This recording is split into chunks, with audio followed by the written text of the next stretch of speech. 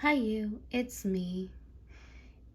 And I'm actually thinking about a bullhorn as um, my mark, so to speak. I don't know what you call it.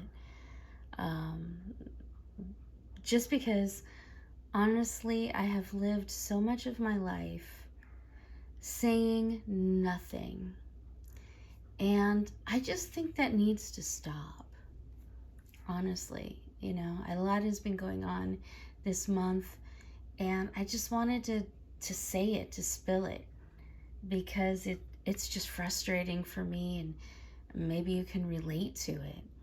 But as you know, I lost one of my precious little baby cats this month.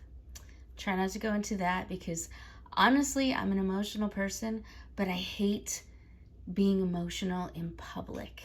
It's actually one of the reasons why I took my video down after a couple days, because I don't like showing emotion. Go figure. I don't know.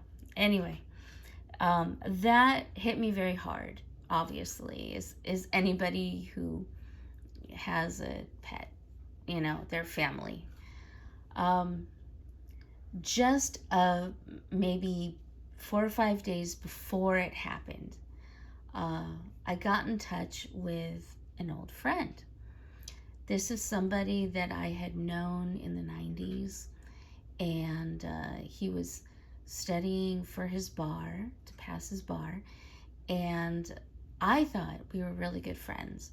We lived in North Hollywood at the time, and um, very close to that, very close to where we lived, was Universal Studios. And Universal Studios has a whole area called City Walk, and he and I would go up there and walk around because neither of us had any money at the time. And but it was just really fun to go there, walk around, and enjoy the sights. And so we do that, and we spent a lot of time just hanging out together. He, in fact, is the one who introduced me to Mystery Science Theater 3000, which I still to this day love and watch episodes of on YouTube all the time. And so, we enjoyed that together. And um, I thought, we were really supportive of each other. I remember when he got the flu or something, he was really sick, and he um, really needed to study for his bar exam. And so I came by and I helped clean up his whole apartment and made something to eat for him and hung out with him for a little while. And, um, that's just kind of the things that we did for each other. Um, and I couldn't remember at the time, like, why we even stopped talking. I know that soon after he passed his bar, something happened. But I thought, God, it's been like 30 years.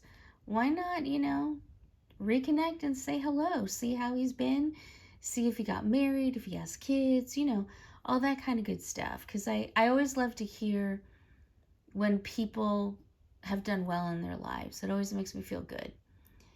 And so I actually contacted him and said, hey, I don't know if you want to talk or not, but, I'd really like to talk with you, see how things are.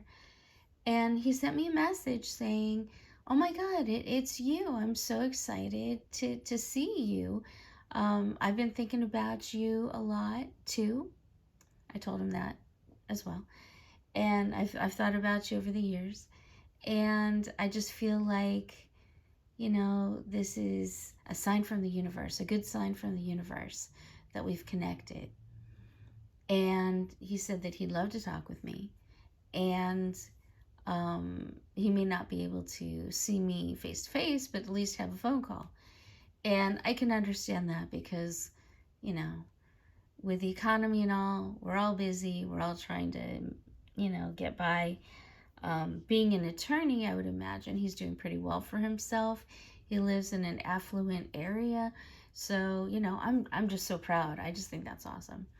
So I said, well, that's great. Here's my number.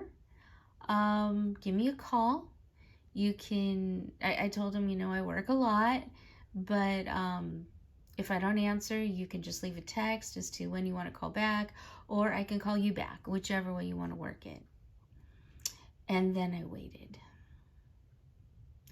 My cat passed on. And I was already grief stricken, obviously. But I thought, well, it would be really nice to connect with him again. It's been a long time, and he's got a lot going on in his life. I'm really excited to hear about it. And it sounded like he was really excited to hear about what's going on in my life, too. I gave him a few little brief tidbits and said, I look forward to talking with you. And then it was over. He never called. He never sent a message back. That was it. And I thought at first, well, maybe he's just really busy. Sometimes it's, when you're busy, it's hard to find time. But you know what? It isn't. It really isn't. There's always, a few minutes during a lunch break. You can just say, hey, I just wanted to say hi. I'm on my lunch break. I'm busy, but I just really wanted to say hello. There's always a time to do that. There's always. You get home, maybe it's 8 o'clock at night, you're exhausted. There's always the ability to pick up the phone, make a quick call, say, I'm really tired, but I just really wanted to say hi. And no call. Nothing. And this hurt me pretty badly. It really did. I was getting so excited to talk to an old friend. And then I started to remember, what was it that stopped us from talking? And there's two things that I think were part of that. One, he asked me if I'd ever consider dating him. And I said at the time, I don't really know, because I really love our friendship. I don't know what could happen. Maybe something will happen in the future. But I don't have an answer for that, because I don't know. Because did I find him attractive? Yes. Did I really enjoy his company? Yes.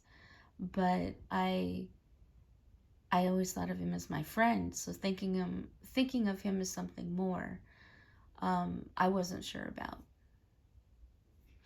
The second thing is, I remember calling him.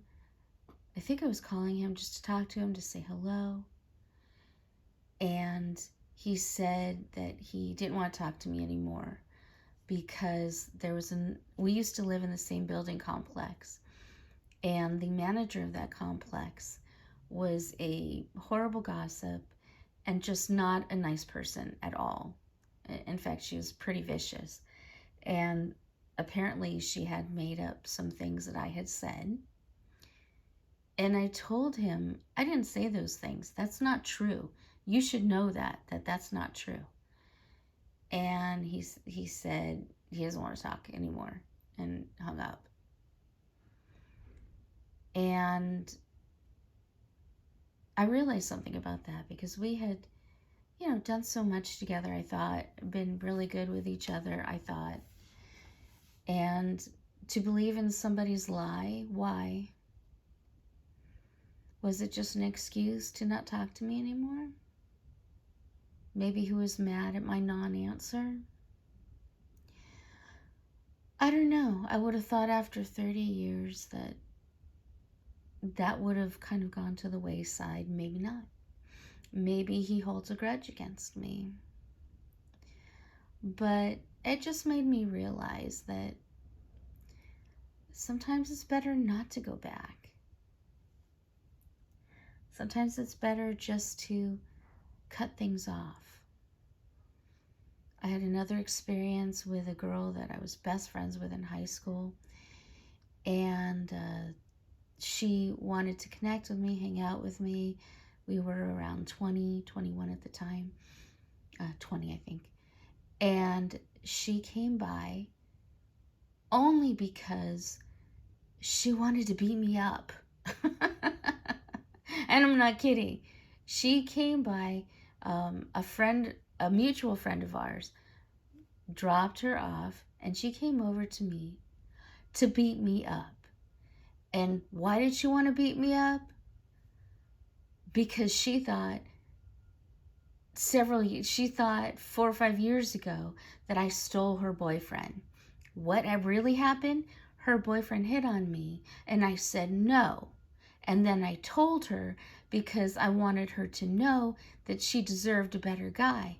And she blamed me for hitting on him, and that's why he wanted me.